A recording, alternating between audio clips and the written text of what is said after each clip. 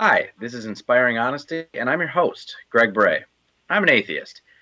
I'll be joined today again by Bob Greaves, my wonderful, fantastic co-host, and we have a special guest on today. He goes by Gus, but it's Agustin Astacio.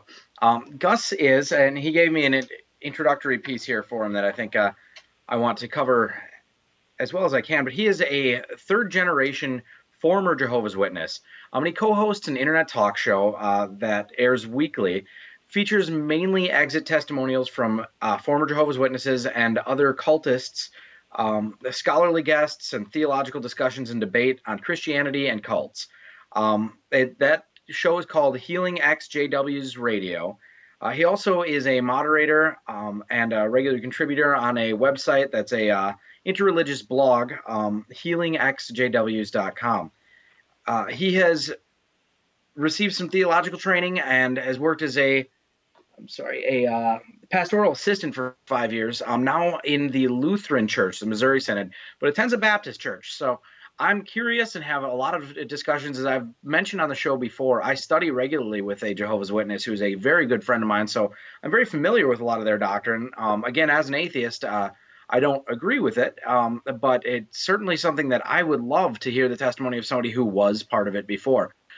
So with no further ado, first I wanted to invite Bob to the show. Bob, welcome. Well, thank you. It's great to be back. I've enjoyed so much all of these shows we've had and the guests we've had. I'm looking forward to today's show as well with Gus.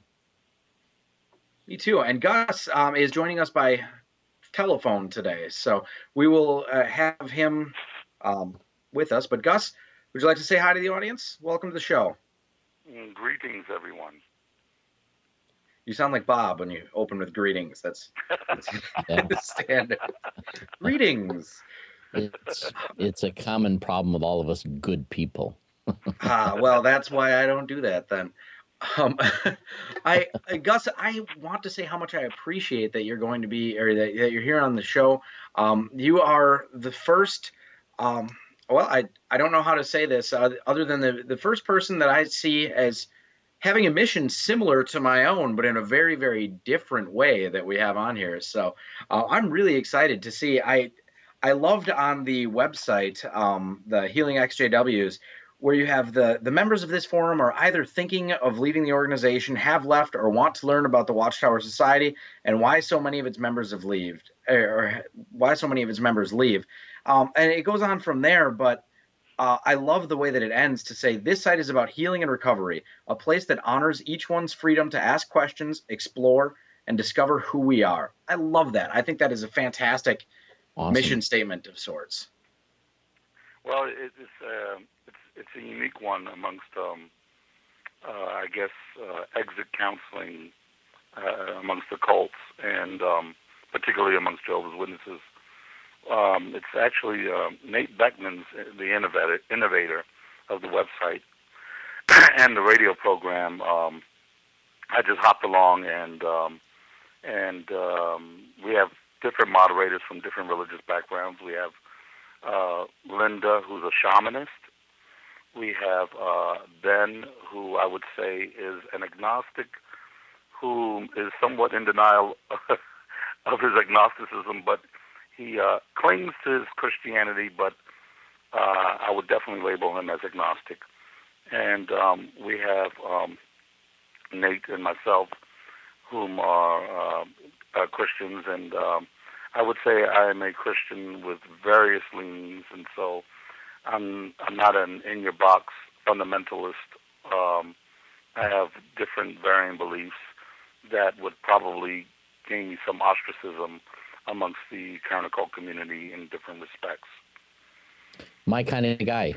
Exactly. We appreciate that here at Inspiring Honesty. That is our kind of guest. So thank you for being honest about your beliefs in that respect with yourself and with the other people. Now, you said it would probably bring, I forget the exact wording, but it might cause discord among the other. I'm sorry, I forget the word that you used, but among the other counter-cultists. Counter-cultists, thank you. That's I want to know. I mean, when you say it might, does that mean that you're still hiding some of the things about yourself, or are you open with these and you just deal with it as it comes? Yeah, exactly. I'm very open about my beliefs, and I deal with them as they come. But I'm not a confrontational type of person about my beliefs. I'm not going to impose them upon others. They are, I guess, my personal beliefs, and I always try. If anyone questions me on them, I say, well, just be open-minded and have room for exploration. So. I love again that the way you word that with saying be open for exploration, be open to. And I read one of your testimonies on a different website, and there was a quote on there that I wrote down because I thought it was fantastic as well. It says, "I do not want to impress upon any the need to accept the things I have, but urge all to investigate and examine all things you may be taught by the Watchtower or by any man." Right. I think that is Absolutely. marvelous the way that you. Well, I mean, the thing is that when you're in a uh, uh, in a controlling or mind control cult, I think it is our obligation for those that do exit from cults that have a hard and fast control over its membership, is to allow people to come to their own individual uh, uh, through exploration, their own individual beliefs. Not to try to force coerce others into your particular framework, but to you can, I guess, express your particular belief system with the idea of sharing, and that's what we do at Healing HJWs. We share our different varying beliefs.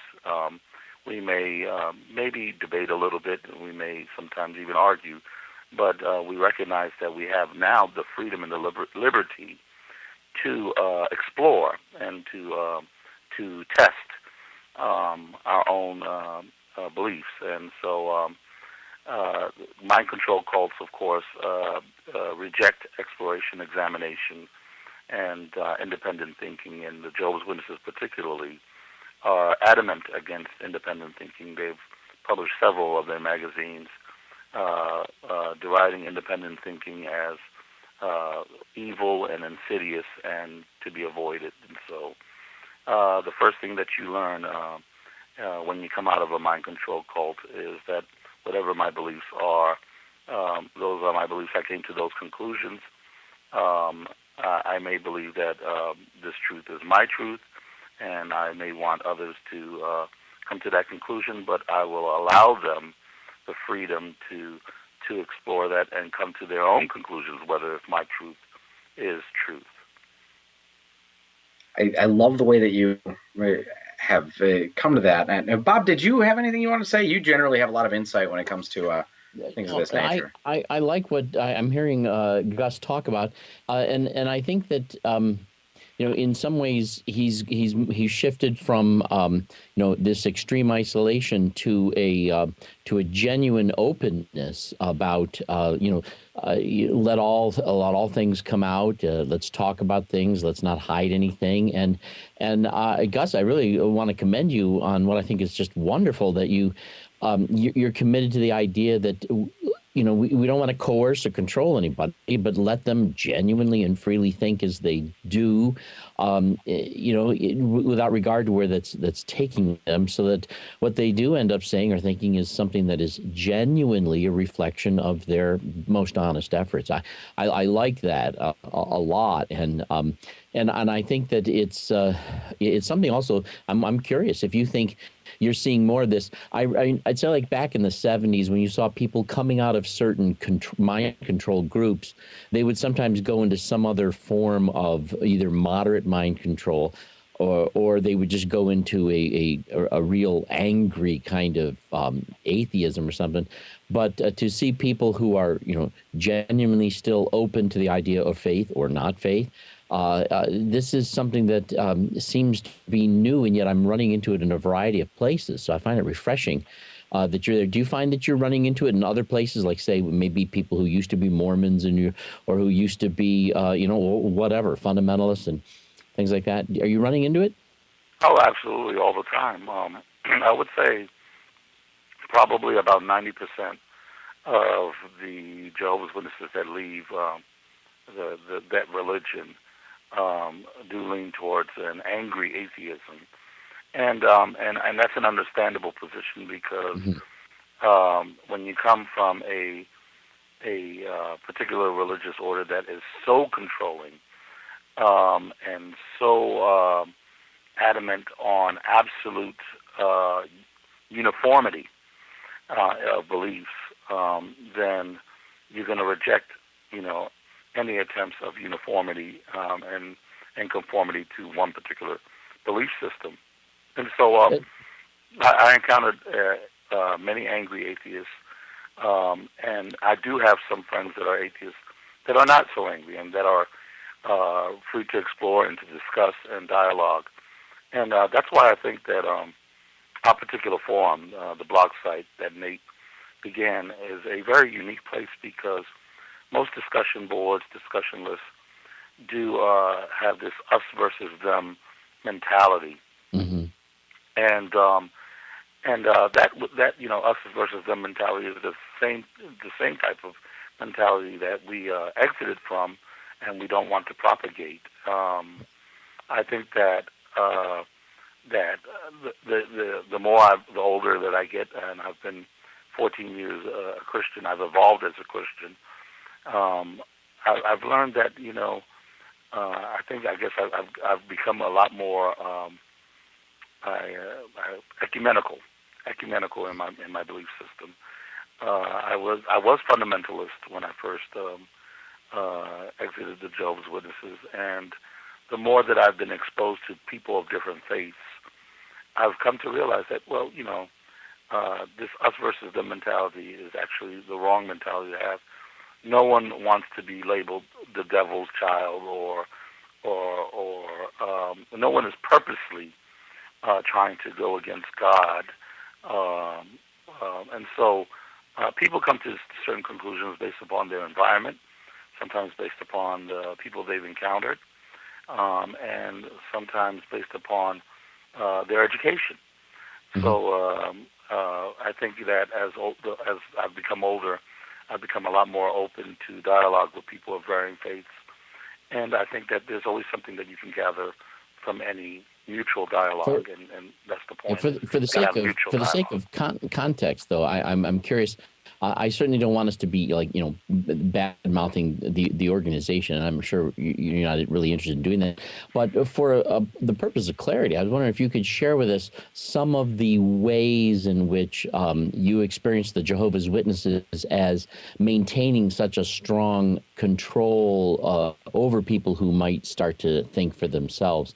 A lot of people who may be listening aren't familiar with how, the General Counsel in Brooklyn, publishes certain things, and we don't really necessarily know who they are all the time, and how they maintain control over making sure people aren't independently thinking. If you could you share with us some of the things that you've experienced in that regard that you're familiar actually with? Expand on that just a little bit too, and say beyond just the Jehovah's Witnesses but to go into the blog that you're a part of, why what you do is so important and how it helped you. I know after reading a bit about your history that things of that nature, groups that help people, counter cult groups, were a big assistance to you. So if you could touch on that too, that'd be fantastic. A little bit of the history there. Well, the Jehovah's Witnesses, I would say that there's a difference between a mind-controlling cult and probably, I guess, just another Christian religion. And cults generally are a threat to their own laity, physically, financially, in many different aspects, even their own lives, their livelihood and their own lives.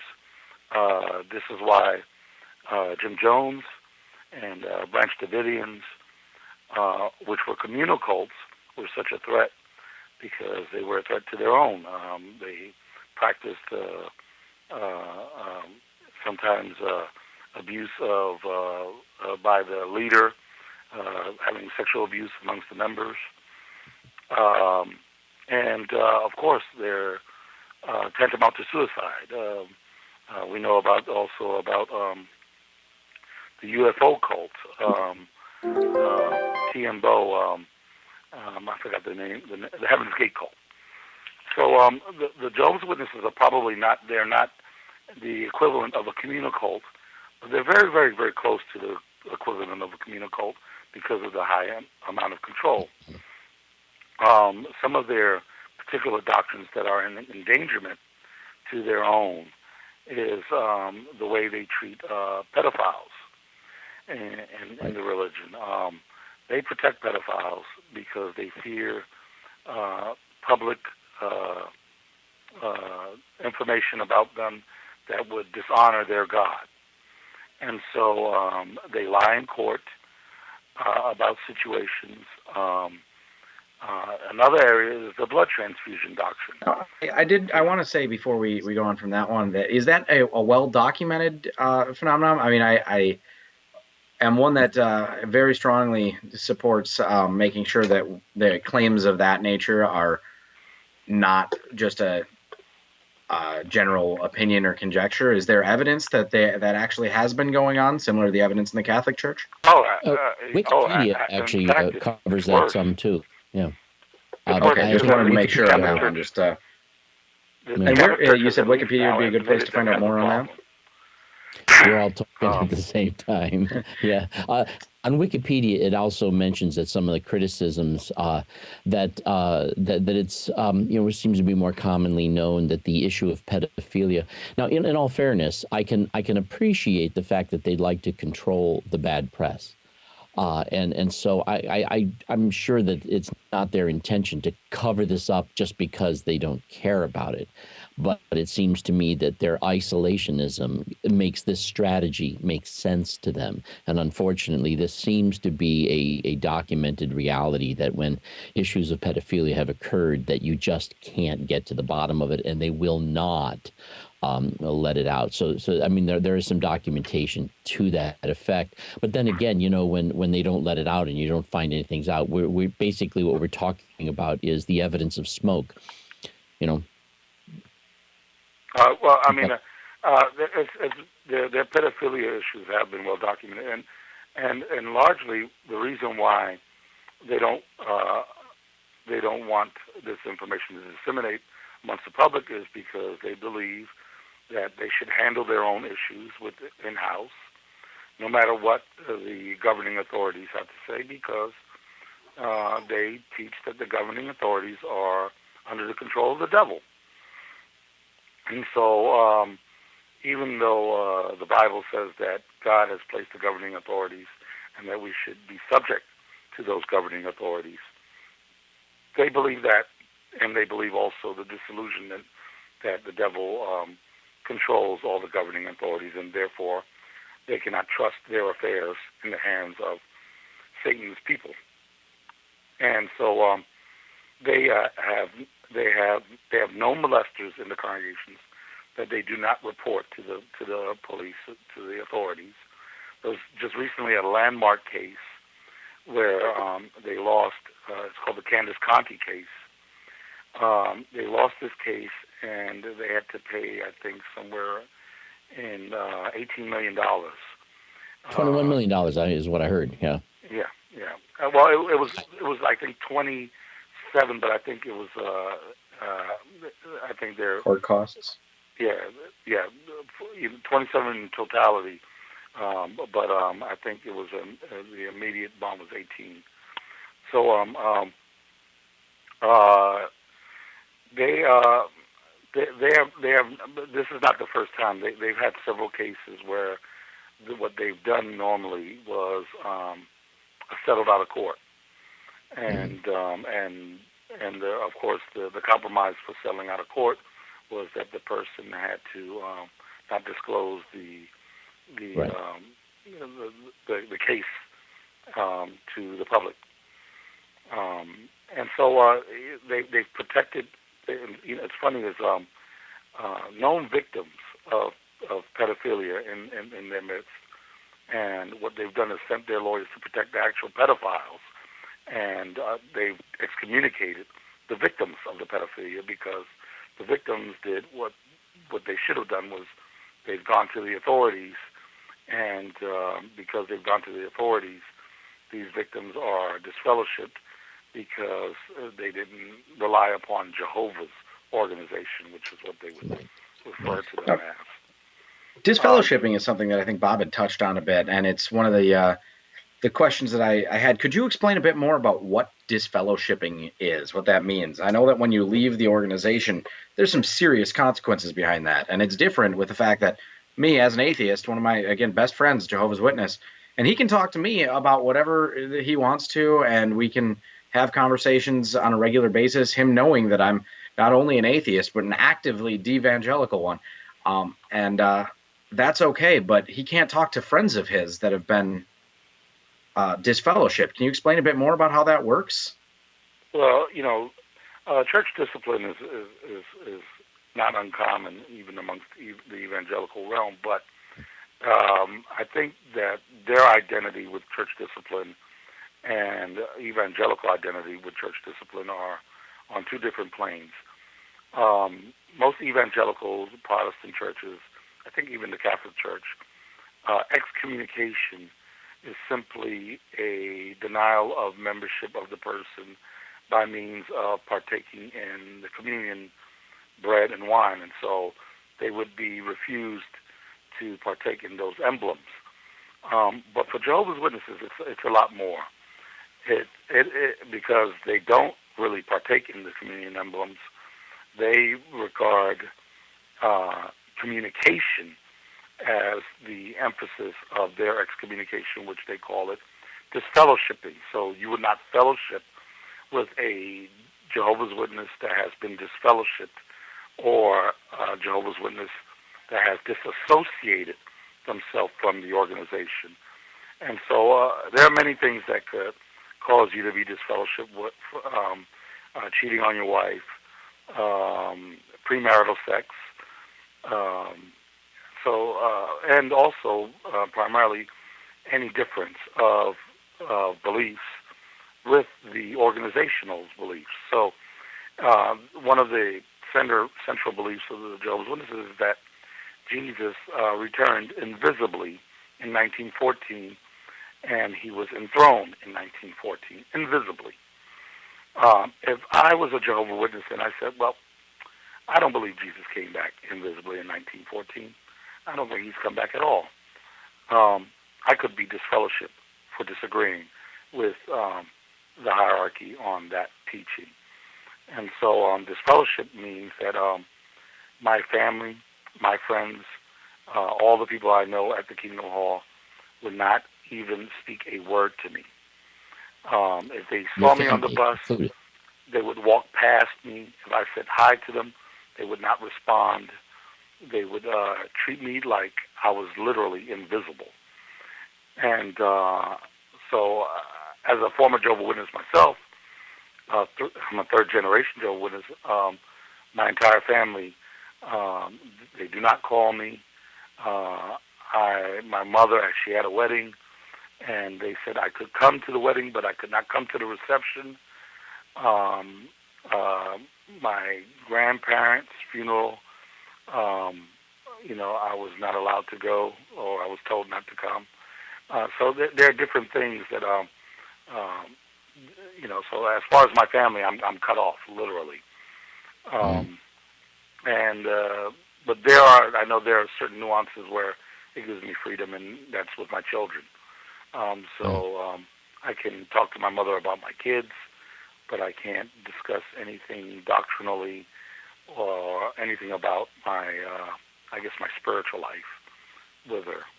Now, of course, they're going to abide by these rules, but you don't have to, do you? Policy. Yeah.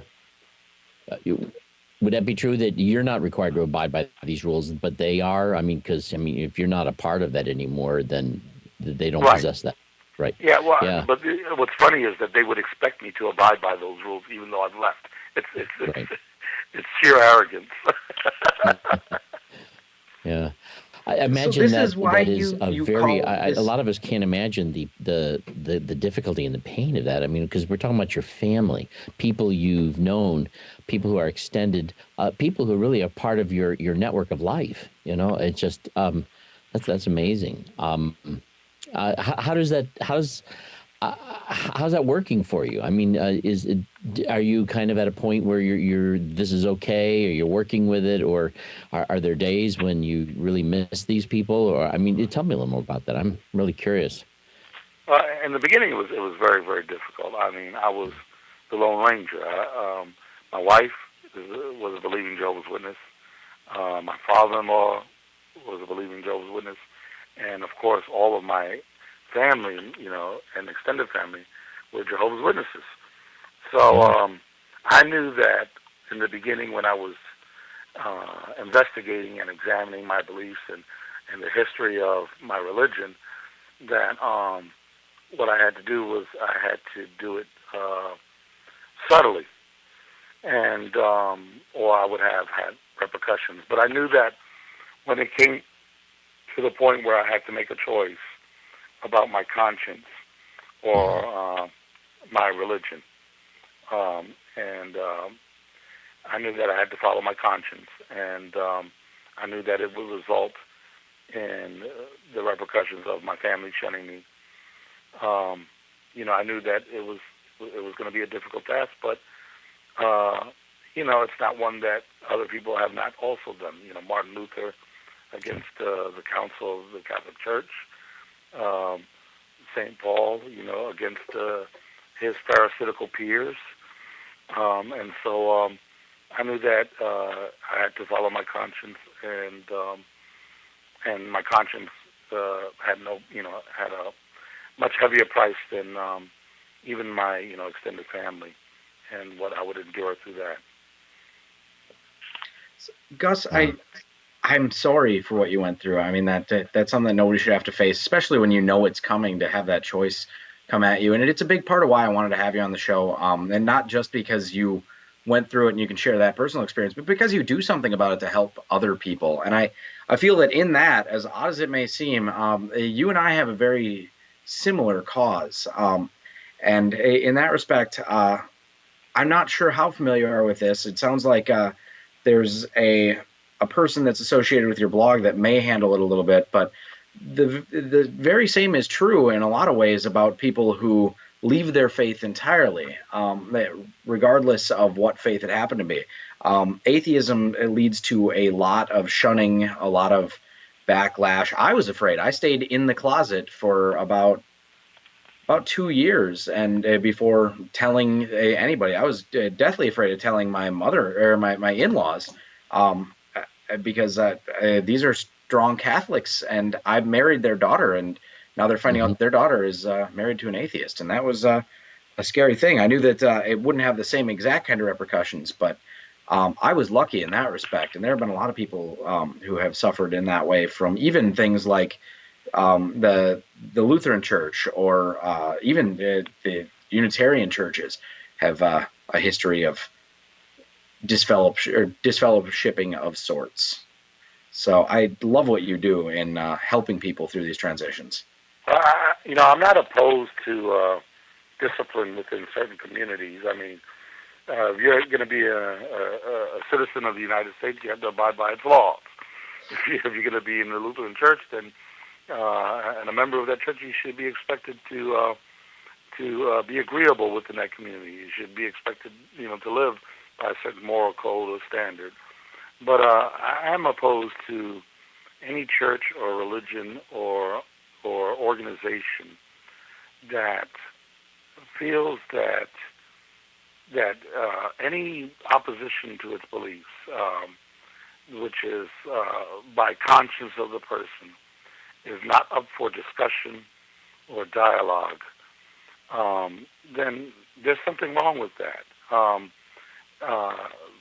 And this was one of the critical issues that I had as a Jehovah's Witness. I didn't understand why we were, as Jehovah's Witnesses, told not to speak with ex-members. I thought that we had the truth and we had the light, and instead it looked like we was running from the darkness instead of exposing the darkness with our light. And so that is what really was one of the things that really bothered me, and I think it should bother any Christian. And I've come across closed-minded Christians who their response to someone who I guess would become an atheist. It could happen to my kids. My kids could become atheists, but they're still my kids. And I think that you shouldn't stop loving people because they are following their conscience. If my kids became gay, if my kids became Satanists, the exact opposite of Christianity. I think that the response, and maybe because of what I've endured, I'm a lot more open to these things, and probably more people should. My response would be, let's discuss these things. Let's discuss, why you believe what you believe and why you've abandoned your former beliefs. And, let's keep this, as a mutual discussion. But my kids would never stop being my kids, and so I would love them unconditionally, of whatever their beliefs are or choices that they make in their life. It's a distinction I love that you make, the difference between loving them unconditionally and between having repercussions or consequences within the faith community. I absolutely agree. I think that any society or any culture needs to have rules and regulations to some extent, that there are consequences for breaking. And I think that, obviously it makes a lot of sense if you're part of a church community that says that polygamy is wrong, and suddenly somebody brings in their second wife, that can cause some issues. But the question, or the thing that I run into, is, where do you draw the line? How do you come upon, well, it's okay to punish for this type of behavior, but it's not okay to punish for this type of thought? And I personally, I'd probably draw the line there, that any type of thought is okay. It's the behavior is the only thing that can really be of consequence. But where do you draw the line? I guess I would agree with you there. It would have to be what you do and not what you say, so to speak. But like I said, I don't think that. I guess punishment. I think that, and like I said, I hold some unorthodox positions. I mean, even within the evangelical community, I come across people that are, that are adamant against gay marriage, or adamant against abortion, and they want to go ahead and write the laws, and so that people that are gay cannot marry, and people that are having abortions cannot abort. And my opinion has always been, well, they could put an abortion clinic on every corner and it wouldn't faze me. And if all the people that are gay wanted to get married, then that doesn't bother me neither. I think that the Bible makes it clear that the church is to be concerned with the church, not be concerned with people who don't believe or don't share their beliefs, but to be more cumbersome about those that are within the body of the church.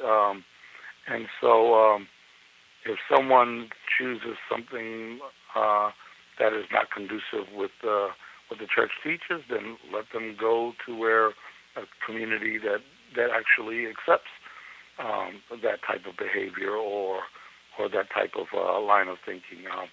And so, I've told this, I've had more close discussions with my old pastor from the Lutheran Church about this, and I said, there's a scripture there in the book of Thessalonians, and it says basically that you should be minding your own business. And so I don't think scriptures like that seem to get ignored quite a bit. Yeah, I don't think the Christian community should be telling other people what to do. Worry about your own family, your own household. And so, but I think that we can draw the line as far as punishment is concerned, and I think that the Jehovah's Witnesses go overboard by shunning people for thinking differently. So you think it's both the degree of the punishment and what the punishment comes from? Yeah, well, I know why they're doing what they're doing is because what they've done is they are a communal cult apart from an actual location. And they are probably as close to a communal cult without having an actual location. That is, they've created a bubble society. They want to retain the members they have, and they want to protect those members that they have within that bubble society. And so, how do they protect those members? Well, by telling those members not to expose themselves to other types of thinking, and not to associate with people that are not of their community, because Jehovah's Witnesses also, they are not supposed to associate with anyone out that's not a Jehovah's Witness. And what I mean by that is if Greg said to his Jehovah's Witness buddy that he knows, hey, let's go grab a beer together, as a Jehovah's Witness, he's not supposed to do that. Now, he won't be disfellowshipped for breaking that rule, but it is definitely one of those areas where Jehovah's Witnesses are told that they, outside of, their workplaces, they're not supposed to associate with work members outside of their workplaces and outside of their jobs.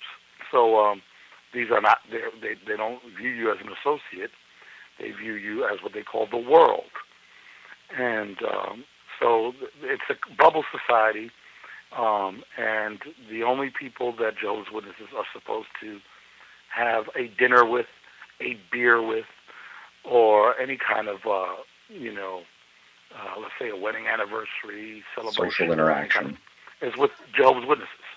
And, so we have a couple viewer comments, and they're fantastic. I wanted to cover, there's one of them that says, why punish for anything and why not instead correct for everything? And then there's two more that are very related. So I'm going to ask you that one first, and then... Well, that's a very good question. Actually, in the Lutheran church that I attended, they had no disciplinary policy when I went there.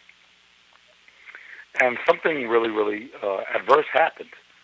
The pastor's wife committed adultery.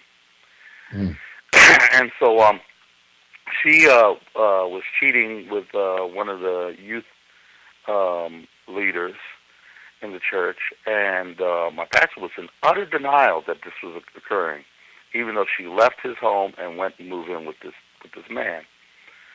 And so we discussed, and after about a year, it developed a disciplinary policy that would be corrective and loving.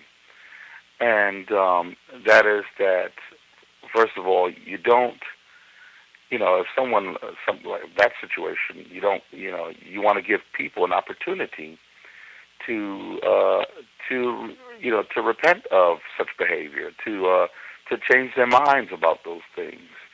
And so it's a process of correction, and that means that the elders would go and visit these two people and would discuss with them the gravity of their situation and how it's affected the community and her marriage and her vows and what he has done to himself to destroy this marriage and his vows that he's made before God. And so they developed a corrective measure that would be continually positive. That is, that it would reach out, it would be loving, and only if there was an absolutely utter negative response to the correction, and where the person says, look, I don't want to have anything to do with you, I don't want to have anything to do with your church, I could give a damn about God or Jesus or anything else, then they would say, okay, so you won't have any problem with excommunication. And but is excommunication the furthest that you would say is an acceptable thing? I mean, again, as you mentioned, there's a difference between saying, well, you're not welcome to take communion at our church and to partake in the emblems, versus, well, we're going to pretend that you don't exist.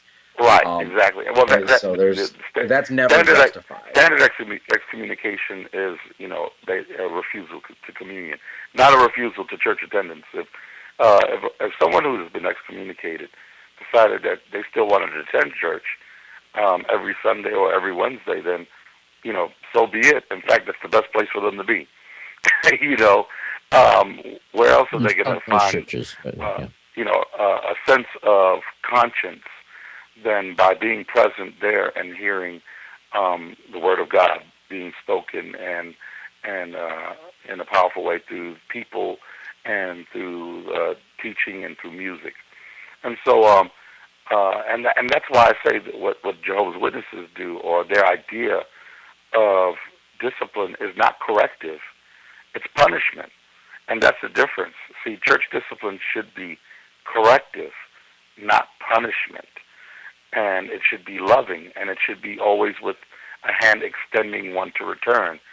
But cults, extreme cults, are so hell-bent on preserving the people that they have there and exposing them to something that might taint their thinking towards another belief or another conscience, that they are so overprotective that what they do is they hand out quick and swift punishment and swift justice. And that's the difference interesting between... on the Jehovah's Witness side of it, though, is that this is a body of belief that does not accept the hell doctrine. According to Jehovah's Witness, or my Jehovah's Witness friend, is if I'm not reborn on paradise on earth when that time comes at the second arrival of Jesus, I'll simply continue to not exist. The Right. annihilation side of it. And I think that's, when you talk about the coercive sides of punishment, there's a difference between Jehovah's Witnesses, since they don't have the threat of eternal punishment or eternal torture that most other mainstream Christian religions have. It might make more sense. I mean, I think that a lot of the Orthodox Jews of at least in the ancient times, didn't have any afterlife concept either. So their punishments were very corporeal and direct. So I think that might be on a sociological level related to the nature of the religion. It's much easier to dissociate punishment to something that exists after you die, and then still have you can have your cake and eat it too in those ways. So the church that you're a part of, have you accepted now the hell doctrine, or is that another one of your apostasy portions? Actually, I go to a Southern Baptist, but I'm probably the furthest thing from a Southern Baptist.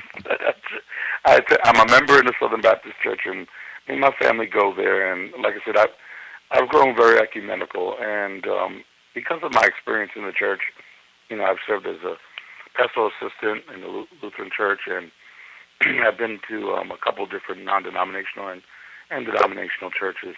In 14 years I've been a Christian. But I can go to any kind of church, pretty much, and fit in as long as my family and myself feel loved. And what it teaches or what it believes, it's pretty much of no consequence to me, because I know what I believe, and I've grown to the extent that I realize that more people often confuse uniformity with unity, and I don't think Christianity is intended to be uniformed. I don't think God ever intended Christianity to be uniformed, and there's a difference between unity and uniformity. There are. Gus, I do want to give you a heads up. We have about 5 minutes left in the show, 5 or 6 minutes. So. Oh wow! Just, yeah, time flies here. So just wanted to let you know. Well, I didn't even know it was. So I guess it's an hour-long show. Well, it's technically 50 and minutes. We're having fun. We give some time so that Bob can prep for his show, which comes directly after this one. Okay. Well, so I would say that I go to a Southern Baptist church. I actually hold to a Greek Orthodox view of hell, which is a lot more loving view of hell. I don't know if you're familiar with the Greek Orthodox view of hell.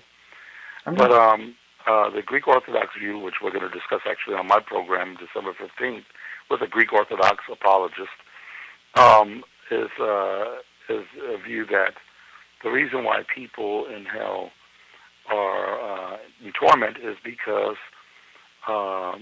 they're conditioned, and God's light and love permeates the universe, and they have succumbed to a condition that rejects God's light and love, and so just like any person who's sick, when they take medicine, it burns. And so the Greek Orthodox view, which actually rejects the Western view of hell and the Protestant view of hell, is more about God, His love, and His light illuminating the cosmos and how people react to that love and light. And those who, of course, have reacted adversely in this life to that light and love, they succumb to those emotions, completely in the next. And so their reaction is, it's painful for them because they do not care for God's love, and His light is, which those in heaven embrace and enjoy like a warm sunshine on a cool day, on their face. They bask in God's light and love. Those in hell do not bask in it. They hold it in disdain, and it's painful for them. So the Greek Orthodox view of hell is a lot different from the Western view, and I'm sure David will probably discuss it more, but maybe this is a topic we could discuss in the future at some time. And I'd love to have you on the show again. And I think that we've not had the opportunity to really get into everything. We brushed the surface and had an introduction. So if you'd be willing, I'd love to have you again sometime in the future. I know that it's a dedication to ask people to come on Sunday evenings. It's generally a lot of family time, but we'll work something out if you're willing. Because there's more viewer comments and things to be part of. I did want to share one that just came in. It says, "Dear brother, we feel your pain. We too have been disfellowshipped. Our hearts are with you." And that's, I think, a lot of the New Covenant group looks at their experiences in much the same way.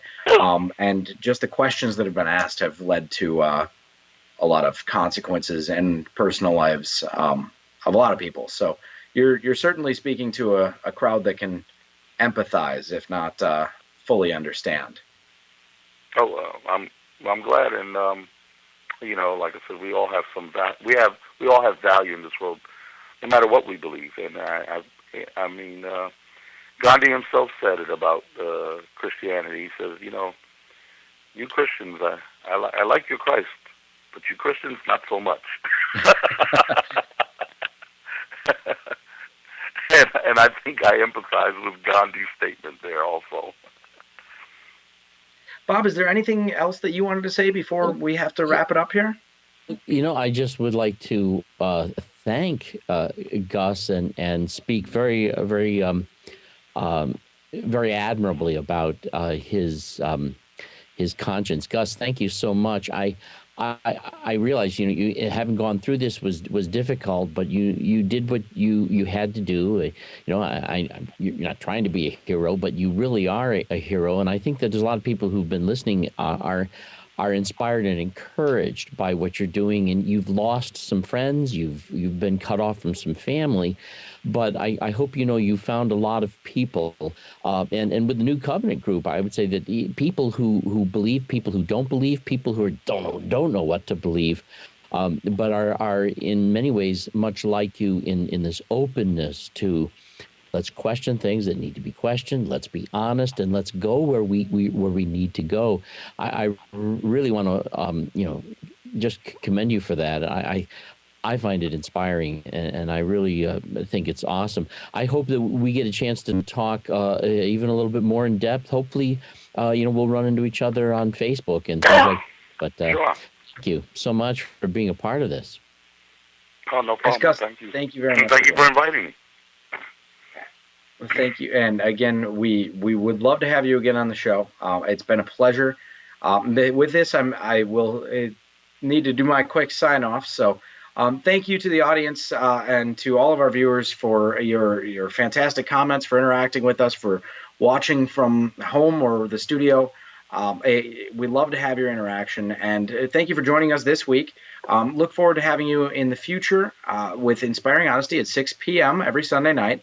Next week, this is not absolutely concrete yet, I don't believe, but I will be joined by a fellow devangelist, a Facebook friend of mine who I met through my pursuits on here, on there, doing what I do.